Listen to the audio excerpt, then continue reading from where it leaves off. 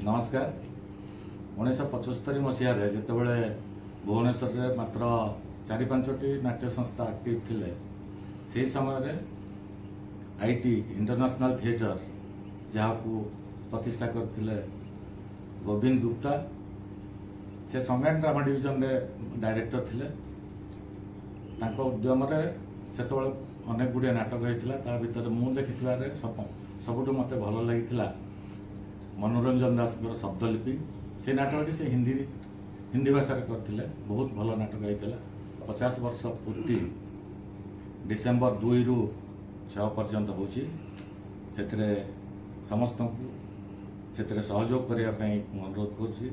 आसतु वर्तमान से नाट्य संस्था केमी अच्छी से कौन कर देखु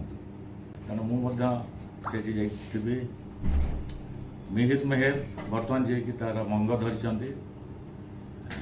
भी बहुत साहाय्य दरकार बर्तमान आईटी ये आहरी आगू जाऊ 50 वर्ष रु आहरी 75 वर्ष 100 वर्ष जाऊ ये कामना कर धन्यवाद।